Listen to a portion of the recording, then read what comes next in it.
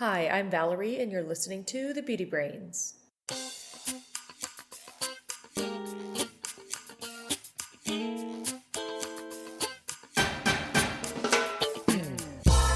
Welcome to The Beauty Brains, a show where real cosmetic chemists answer your beauty product questions and give you an insider look at the cosmetics industry. This is episode 391. I'm your host, Valerie George, and with me today is Perry Romanowski. Hi, Perry. Hello, Valerie. Good to see you as always. Great to see you. We have a lot of great questions today on today's show, including, does beef tallow do anything for your skin? Can you address the effects of secondhand smoke on skin and hair? What should you consider when picking humectants? Why are cheap conditioners so thin? And what does it mean for a fatty acid to swell? But first, our famous inane chit chat. Well, Valerie, it's been a little while since I've seen you. What do you got going? Anything fun going on? Well, some people would say, "Oh, I fell off the planet," but I actually fell off a ladder. That's what happened. What? Yeah, Oh no. I did. Yep. What happened? You were painting or something? Everyone says, "Well, what were you doing on a ladder?" And it was like obviously climbing to reach something. Sure. Well. But anyway, so yeah, it wasn't crazy high. It was like a handful of feet off the ground, high enough. And I fell on cement and it hurt. I thought I broke my leg, but I didn't, thank goodness. Wow. And had some really ugly bruises. But I'm doing okay now. You should hire people to get on ladders for you. Well, Mr. Cosmetic Chemist told me not to use this specific one. And I was like, whatever, I use it all the time when he's not around. Oh. And okay. of course he was there when it happened. It's like, why didn't it have to happen when he was like turned around or something? I don't know. Yeah, I don't know. Well, I'm glad you're okay and it hasn't disrupted things too much. No, everything's good. You know what I've got going on? What? I'm heading out to China. Wow, you're going back. What for? I'm speaking at a conference out there about the future of cosmetic formulating. So I spent a lot of time putting together my presentation. It takes a long time to put together presentations, even though you're only talking like 30 minutes. So maybe I spend too much time on it. I don't know. Well, no, it does take a lot of work to prepare for these things because you want to make sure you articulate all your points. Your slides have what they need, don't have what they don't need. I think it's really hard. Probably for a 30-minute talk, probably takes me, I don't know, 20 hours. Which is, well, that's kind of a long time. Yeah, I guess I'm too nitpicky. Well, I'm looking forward to going to China. I just hope I can get back in the country. I don't want to come back. Well, I'd like for you to come back as well so we can keep up on our episodes of the show. Yeah, speaking of episodes, why don't we head to Beauty News?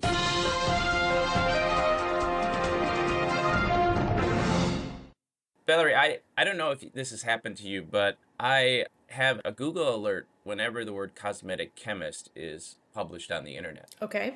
And so I get these daily alerts and it says the article and the link to that. And so I've been getting a ton of links with all of these new cosmetic chemists that I've never heard of before. And these articles too are kind of weird. Like here's an article, the title was the 68-year-old's spring skin routine that made sagging skin 43% firmer. Right? I mean, who's going to notice 43%? Like, why oh would my that be? Gosh. Did they get that out of a journal or something? Right. No, and then they had the next one was this 47-year-old's skin became 42% firmer. And so I go and I look at this, and this is a thing called journey-mandalay.com, and I'm reading through these articles, and I figured out what is going on here. These are all AI-generated stuff. It has to be. I mean, it sounds like total clickbait. Now, I want to know, who are the cosmetic chemists they're quoting in the articles? Totally made up. Oh, my goodness. That should be illegal. It's all just fake. Like, they'll quote somebody from, like, the Boston Skin Institute, Dr. Alana Chen or somebody like that. It's totally made up. I think that should be illegal. This is why I don't like AI. I mean, I like it for memes, but I don't like it for any other reason. Well, it was very, very troubling. So, we start reading these news articles, and now you don't even know, are they even real? Well, that just goes to show you have to use critical thinking. Like, who is Journée Mondiale? Why are they posting these articles with these really bizarre headlines that sound like clickbait? Yeah. And let's say is a legitimate publication, who is the cosmetic chemist they're quoting? Because a lot of times you and I get found through social media. Right. And look at how many cosmetic chemists are on social media and they don't actually have the credentials to really be speaking on some topics. Yeah. But at least they are actual people. These are they're just quoting fake people, and I think Wow.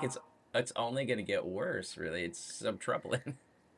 Oh gosh, well that's really disappointing. I didn't see a whole lot of news this week, but I did want to bring up at the end of the last episode, we did talk about some news that we totally forgot about. I can't believe we did. But the New York Times, I don't know if any of our listeners actually stuck it out through the end of the last episode 391, but we kind of announced that the New York Times wrote about us. I think that's beauty science news. And they said basically we're one of like the top 5 podcasts to listen to for beauty science. Yeah. And we were the first one they listed That above it Fat was Mascara. So I would like to think we were at the top of their mind. it was fun. Yeah. I used to listen to Fat Mascara a lot more frequently, but Too many they ads. the ads just kill me. I mean, I can't do it. And also, I think they have gone through a transition where they're trying to get more people involved because the two people who were the main people kind of are doing other things, I think. But Interesting. Well, we are still the OG original ad-free beauty podcast out there.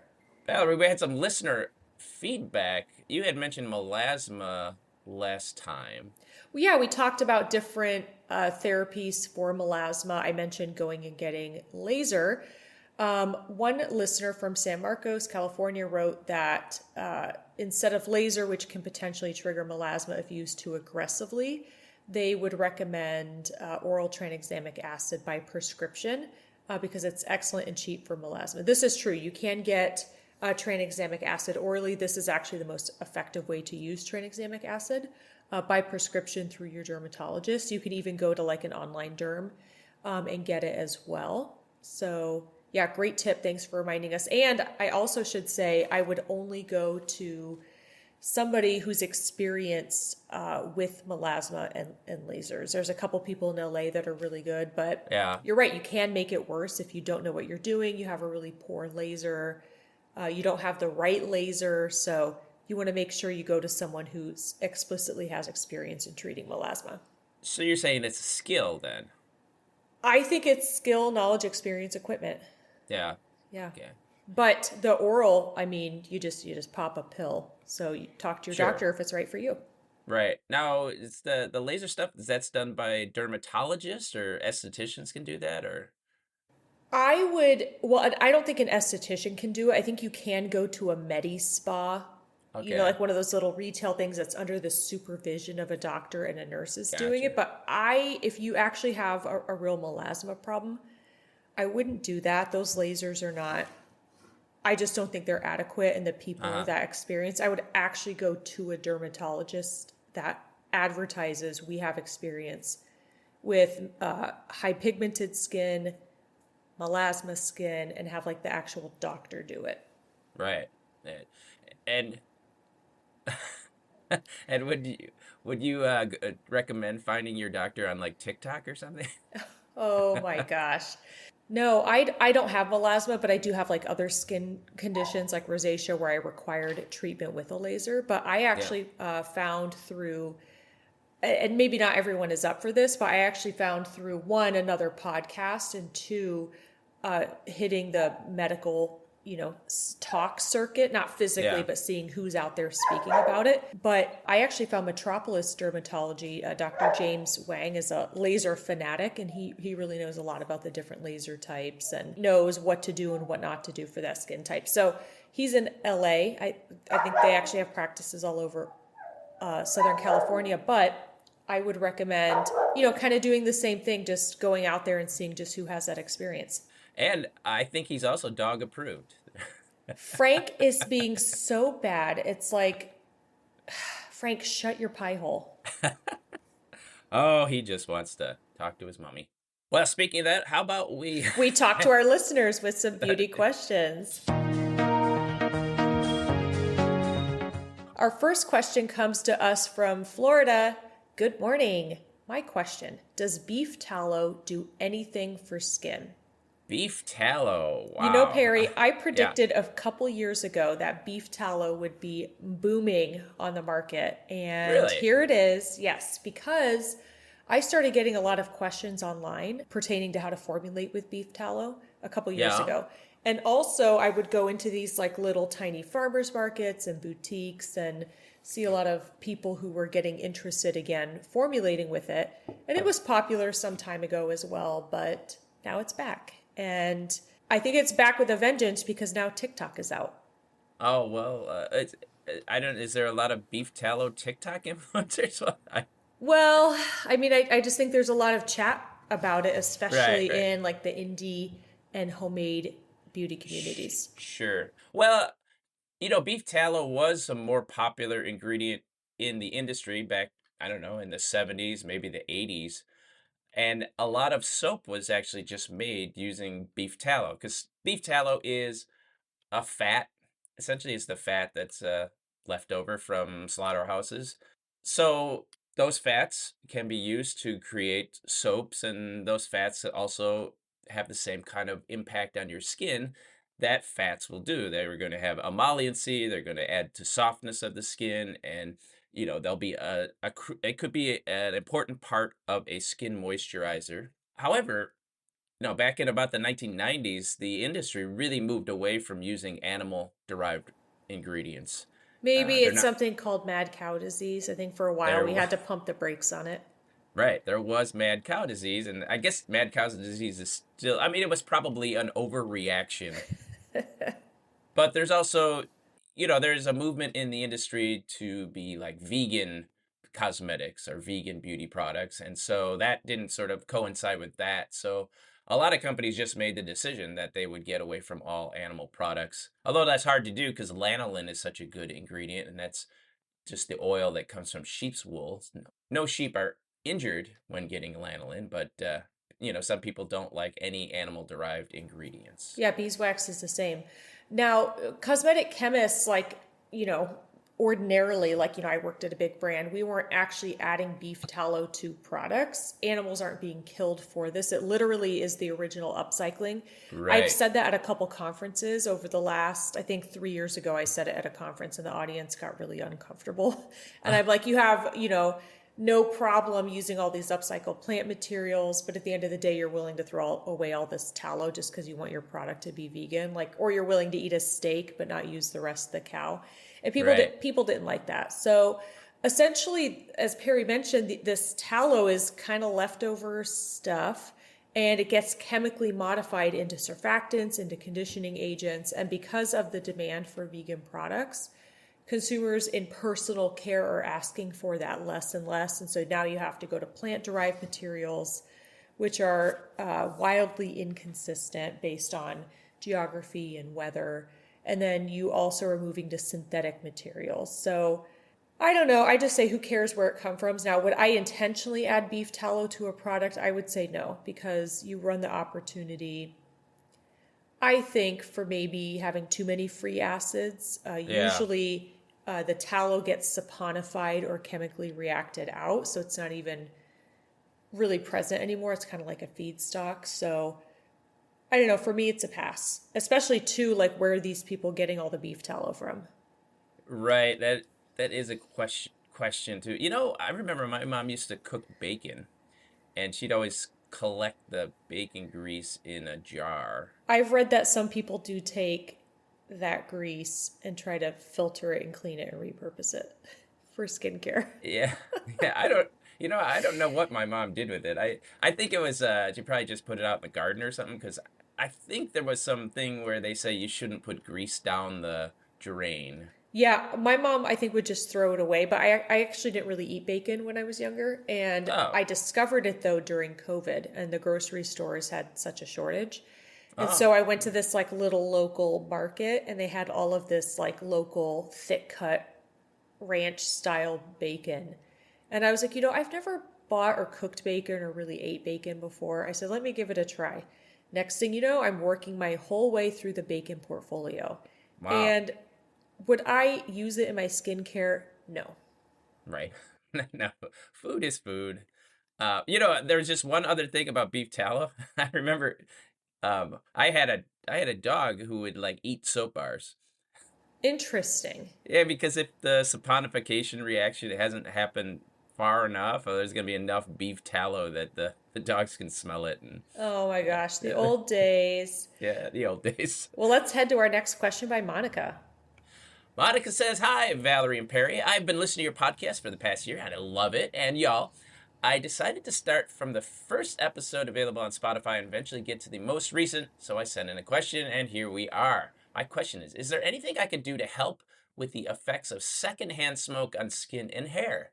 I bartended at a cigar lounge, and I myself don't smoke, but I'm always looking for tips to prepare and recover from being surrounded by smoke and nicotine. Thank you so much, Monica." Wow, very cool. A cigar lounge. Right by my house is a hookah lounge, which I've never been in, but I imagine you get the same kind of problem, right? That smoke can just get into your clothes and your hair, and I actually think hookah is smokeless tobacco. That's what they say. there's a lot of smoke, and so there's smoke in the air. Like it's not the same as a cigar, It's different. Yeah. right? It's not like Definitely different. combustion smoke. No, definitely not. But it's in the air, and when you leave And you there, can taste it because they have all the yeah, flavored hookah. Yeah. yeah. And you smell when you come out, so it's the same type of problem. All right, so what can you do about this? Now, first, are you Well, going to actually, notice anything? I actually think it's a different problem because the problem with secondhand smoke on skin and hair is because they are results of combustion. And it's Yeah. usually like benzene particulate or even just like pollution particulate. It's very similar. I don't think that is expelled with hookah. Yeah, you're probably right. It's hookah's probably not as bad as cigar smoke. So let's go to the cigar smoke. What kind of tips we got here? First, I guess that you'll notice your hair can absorb that, so you're gonna notice the odor in your hair. Exactly. Now, for addressing that, I mean, washing your hair should get rid of that odor, and it's not gonna cause too much damage. No, I think the biggest thing you could do though, if you didn't want the odor to absorb to begin with, is Yeah. to use products that have a film formation. Uh-huh. And then the actual hair isn't absorbing the odor, but the film is. And this is actually when we talk about pollution protection in cosmetic science. We look for ingredients that actually form a film on the skin or form a film on the hair. But then Right. you kind of run into the same problem. You have to wash the film off your hair to get the Right. smoke smell off your hair. Right. Well, but it's better because the film will wash off your hair. So I can imagine if you sprayed your hair, for example, with hairspray. Mm-hmm. That way, what gets absorbed, the stuff that gets absorbed will get absorbed into that hairspray film, and then when you wash your hair, that all goes away, and the secondhand smoke particles are going to go away with it. So that would probably work better than if you didn't put anything on your hair and tried to wash your hair. There's some of it might get absorbed into the fiber itself. So I think that pre-treating your hair like that would be a good strategy for combating this kind of thing. What happens is the secondhand smoke interacts with your skin. It interacts with the keratin. I don't know why I keep saying keratin. Keratin. Keratin protein on your skin, and it causes oxidation of the different factors within the skin, carbonylation of the protein. And so basically it modifies the protein structure and function, and then you get premature wrinkles, dull complexion, lack of collagen production, Sure. dryness, all that kind of stuff. And so again, the way to mitigate that is to use products specifically designed for anti-pollution protection, which, is not often claimed that you find in the US. So, but essentially you want to form this film on your skin. And again, that comes from pre-treatment of your skin with a product before you head into work. That sounded like a description of my first vehicle that I bought. Carbonylation. That's there's this silicone-based skin protection product, which is really good at protecting your skin from chemicals and such. I used to use it in the lab. Something like that would work, but I'm not sure you'd want to put that on every time you go to work. So, Well, it could be like a silicone primer. That's really common. So if you're right, wearing right. foundation or makeup, that actually should work because it's forming a barrier over the skin. Yeah. All right. Well, thanks, Monica. We look forward to the many more questions you have to come. Our next question comes to us from Deb, who is a patron on Patreon. Hi, Beauty Brains. I've just discovered your show, love it, and have been binging nonstop. I have a question about humectants. It seems that hyaluronic acid is not all it's cracked up to be, and glycerin is a superstar even if it needs more support to avoid feeling sticky. Yeah. What about sodium lactate, propanediol, panthenol? As formulators, what types of things would you consider when deciding between humectants and when designing a mixture of a few of them? Also, if you have time, I'd love to know what you think about snow mushroom. Lots of bold claims out there about its humectant power. Are they legit? Thanks so much. Well, thanks so much, Deb. Very interested in humectants. It's interesting to me how consumers nowadays kind of know more about ingredients than ever. So I these thought you were going to ingredient, say then cosmetic chemists.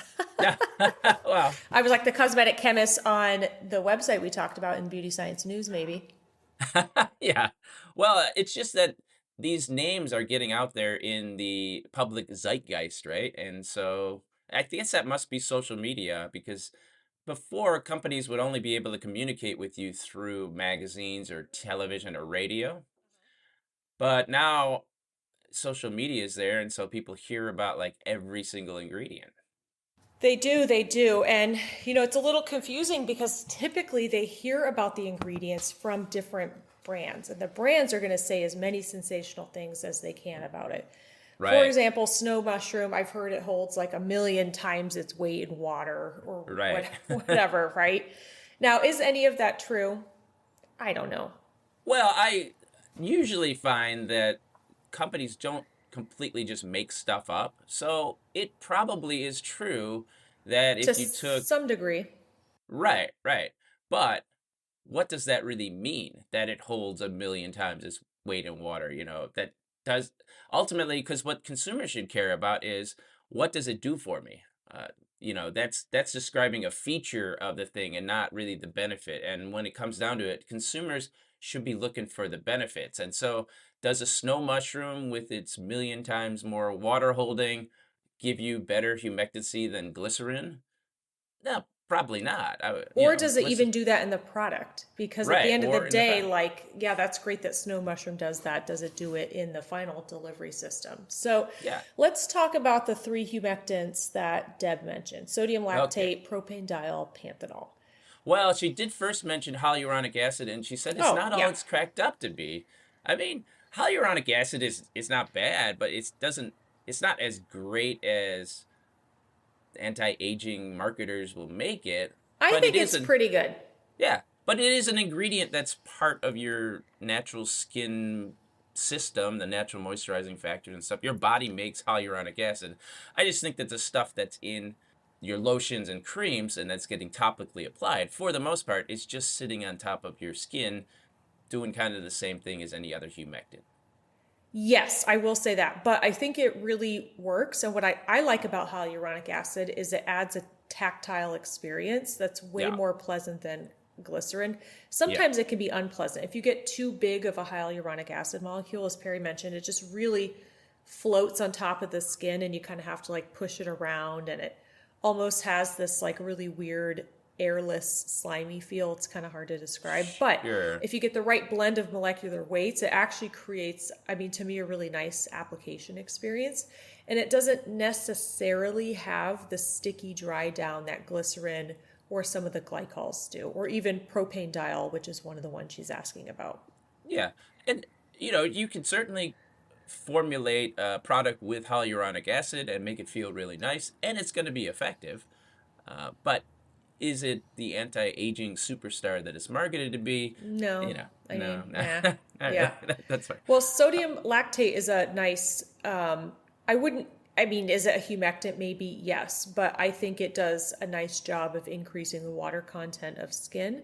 Yeah, You would need to use a lot of it to really see the benefit, but I think that's also a really nice one. It's not one you necessarily notice a tactile experience with, like glycerin, like propane diol, which is a propylene glycol alternative.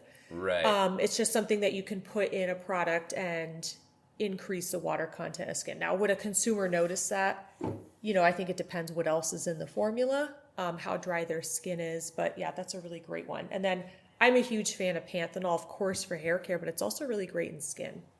Yeah, and panthenol can also have that sticky issue too. It's like a If weird you, squeaky sticky. yeah, if you don't use it right. But all of these humectants that you mentioned, they're going to hold water. They're going to have that effect. Glycerin is looked at as the star, I think, primarily because it's been around the longest, but also It's it's cheap. the least expensive of these. Yeah, so it's cheap and it works, right? So Yeah, exactly. Well, as a formulator, when we put these things together, we mentioned it a little bit, but essentially you're looking for efficacy. Is it really providing an increase in water content to skin, delivering whatever moisture claim marketing is looking for? And the second piece is how does it impact the experience? Because the glycols, glycerins, the diols, they do transition into this really tacky feel and then it yeah, goes away. And consumers may not necessarily like that. So you have to supplement the product, or you should supplement the product with things that don't have a tactile impact, that increase water content, or maybe they negate a negative tactile attribute like glycerin would have. So it's really just a matter of choosing what the product experience should be for the customer and combining them in those aspects. But I don't know if all cosmetic chemists think about it that way, and they may just throw glycerin in there and walk away. well, I think you probably start with glycerin, and then if it doesn't have the tactile feel that you want, then you can try to blend in some of these other ones. And you certainly want to put in something like a panthenol or hyaluronic acid because then the marketing people have something to talk about. I mean, glycerin works great, but it doesn't sell a lot of products as everybody needs glycerin. I know. Well, Right. people are trying to turn glycerin into something sexy right now, and I get it.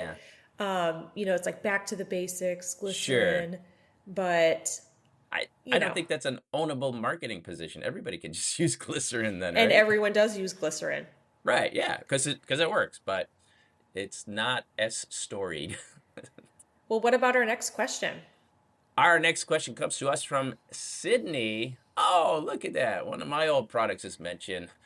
Sydney says, I've heard you guys talk about the difference between generic and salon grade products and have decided there is no point to spend 4 to 5 times for a product that has the same chemicals. Thus, I purchased Alberto VO5 conditioner for daily use. One thing I noticed is that Alberto VO5 conditioner seems much thinner and more easily completely empties from the bottle it comes from in compared to say Pantene where you have to whack the bottle to get the last few drops out. Is this because the product is thinner, more dilute than any higher level products, or is the bottle lined with something that helps get the product out there completely? Thank you. Well, VO, have you ever used VO5 conditioner, Valerie? I have. It Okay. reminds me of hotel conditioner, and no one once has ever said, "Wow, this hotel conditioner is so amazing. I need to go buy it." Oh my, oh my. I No I use it a offense, Perry, lot. but No, I use it a lot, but I had short hair, so you know. well, let's give our own opinions here. Sure. It's much thinner because it's cheap and there's barely anything in it. It's mostly water. I mean, all conditioners are mostly water anyway, but I would say there's probably a higher water content so the brand can hit the price point the consumer is looking for than, let's say, a salon professional product. Pantene Pro V probably has some different ingredients in there that allow it to be structured a little more, a little thicker, and appear a little richer. I've never measured the water content of Pantene, but I don't know how much it compares to the VO5, but in my opinion, it's thinner because it's, got to be more economic. Well, I do have some experiences. I actually know the formula, Uh although they huh. probably changed it since then. But you know how much this formula costs? Like the amount in one bottle, you know how much that costs for the formula? 5 cents. No, it cost 11 cents. So That's it pretty cost, cheap. That's right. very cheap, especially compared to a salon brand. Well, I would say if you compared it to Pantene and they got economies of scale and such, their formula is probably going to cost 50 cents for what's in their Wow. bottle. That'd be my Yeah, guess. panthenol is not inexpensive. I mean, granted, they probably do have a lot of buying power, as you said, but it's still, Yeah. sometimes the market plummets. But I mean, for them, and Pantene, I think, on a blinded basis, is the conditioner that probably scores the best among consumers. It's great. I really like Yeah. it. But they had the stearomethyl dimethylamine in there and such, and so they have a lot, and dimethicone, of course, and so they have a lot of Is stuff in there. VO5 just cetrimonium chloride? VO5 is a blend of steralconium chloride and citramonium chloride. I'm So just not a fan of either of those. right. Well, but they are effective for wet combing and they're effective for detangling the hair. So when it comes to just like a simple conditioner, it's cheap and effective. Now the reason that it's Effective in the thin, wet stage. In the dry right, stage, I feel like there's a lot to love. So people, you have to, as a formulator, I always teach this about conditioners. You have to think about what's happening when the hair is wet and then what's happening when the hair is dry. And I would agree that VO5 is great when the hair is wet. There's a lot of yeah, wet feel, wet conditioning stuff in there. And that's where hotel products fall short, is they don't think about the hair when it's dry. And if you have male leg hair for hair like I do, the dry stage is a very important sure, consideration. sure. You know what, those hotel bottles, like trying to get them out of those little bottles is It's the always a pain. worst. I know. Why don't they make the openings bigger? All right, but I digress here. As far as the VO5 being more dilute or thinner, it was thinner. We used about, uh, I think we used about 5% a blend of cetyl alcohol and sterile alcohol to get the thickness. And yeah, the viscosity is somewhere like around 2 or 3 thousand. So it's not very thick. Sort of on purpose. It's just thickened up a little bit. Something like a Pantene is going to use about double that Yeah. as far as the fatty alcohols go, and that's why it's thicker. Also, that Sadma will also make it thicker. I also think, the fact that it's thin is nice because you do want to get it out of the bottle. Now, you could probably speak for this. I don't think the bottle is lined with anything. It is not. No, that's not a common technology. And in fact, in the last 10 years, there's been a lot of companies trying to work on lining a bottle with something. I think Ohio State, maybe 8 years ago, announced a lot of research that they came up with a material that allows everything to get it out to the last drop. There's a company that collaborated with Colgate to create a toothpaste where every drop comes out of it. It comes in a little clear bottle. It's kind of neat, but that's not a common technology, and it's Right. actually very expensive and very specialized to do. We used to we had our own blow molding, so we made our own bottles for VO5. Really? Yeah, we had a blow molding department, and there was always we had these screw-on caps, and it's kind of a pain. You had to screw on and screw off the cap every time, and where the whole industry had switched to flip tops or the turrets where you can push the button Yeah. and it opens. And for years there was a project at VO5 to get rid of those screw top bottles caps, but every time somebody would come in with a new design that would work, the people who were selling us those bottle caps, because we didn't make the bottle caps, the people who were selling the bottle caps would reduce the price. And so ours was all price driven. And so it took us at least 15 years to switch out of those caps. Isn't that crazy? Now, do you think they still make their own stuff? I don't think they do. No, they sold all that stuff off, and the brand has been bought out by a bunch of different companies. So it's So probably I all don't. outsourced. Yeah. Yeah, it's now it is, but it was kind of cool. You walk through the factory, you go watch the bottles being made. It's very cool. That's incredible. And on such a huge scale. That's Yeah, impressive. we would sell 50 million bottles a year. Wow. Well, we have time for one more question. It comes to us from Jessica. Hi, Beauty Brains. I'm a fellow cosmetic chemist and I've been working in hair care for the last 10 years. When talking about phase combination for an oil and water emulsion, it's common to say you need to swell the fatty alcohol. What does that mean from a chemistry perspective, and how does driving the particle size down from homogenization help that? If it's a 18 carbon chain length fatty alcohol like stearyl alcohol and you're homogenizing and driving the particle size down, is it suggesting it's breaking down to a smaller chain length or just breaking up any agglomerates? Time at the bench is important, but it's so hard to find technical information, and you're both able to articulate very nuanced things as well. So thank you for the time you put into this, and I've enjoyed every episode I listen to, and take that knowledge back to the bench with me, even if you don't believe my company's products work the way they claim. Jessica. Products rarely work the way they claim, but that's not to say they don't work. Most products work, right?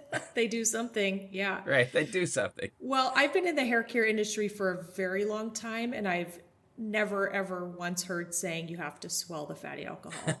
Have you? Well, I kind of know what she's talking about, but yeah, I've never heard it that way. It's not a common thing. I mean, when you buy fatty alcohols, you buy them typically in a solid form. And a solid form is going to be made up of the fatty alcohol molecules, and so they're sort of enmeshed together. Yeah. So the swelling of the fatty alcohol means that you want to break up those solids down to the individual molecules. And you typically do that by melting. They have a very low melt point. It's around 52 to 53 degrees Celsius, if I recall. And you pretty much 60 degrees Celsius for cetyl alcohol, and then about 64 degrees for sterile alcohol. I think cetyrol's lower. Yes, cetyl alcohol probably has lower because it's a blend. Yeah, sometimes when you have a blend, it's called a eutectic melting point, where the actual melting point is lowered from something being a blend. But anyway, right. Eutectic, yay. Yeah, point being, you just have to put your, either you could do it by melting your alcohols separately in an oil phase tank. You can put them, depending on your formulation, directly into the main phase. And it pretty much melts. And for this, you just need the right temperature and the right time. And, right. And by the right time, meaning you want to make sure that you've completely melted and destroyed the crystalline structure of these pellets that effectively have gone into the batch.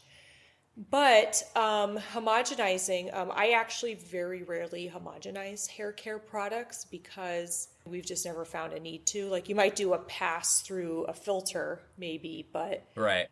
Generally the particle size, if you have the right balance of your oil phase and emulsifiers, it's pretty small. But homogenizing doesn't actually destroy the sterile alcohol. If you did want to do that, it doesn't actually destroy the molecular structure, just changes the size of the oil droplets and the size of your water droplets and how they interact with each other.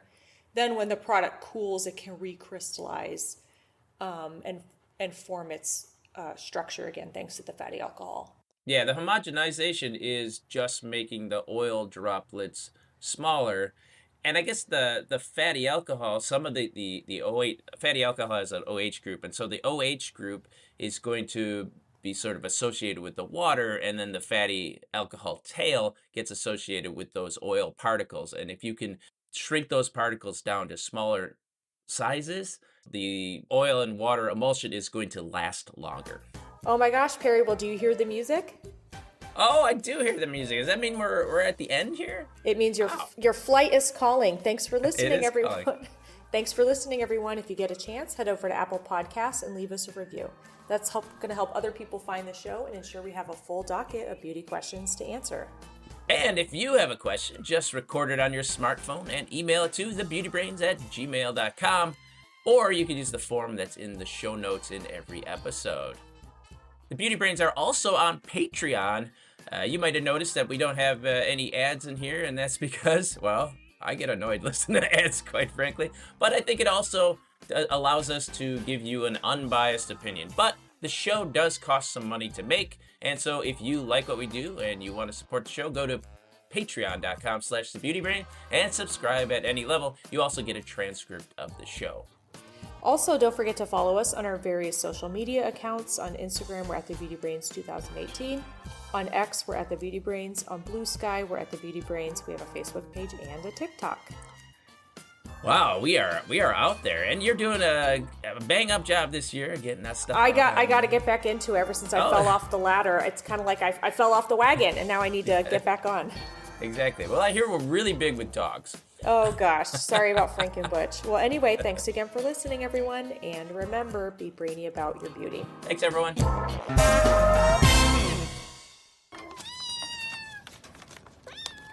Kittens.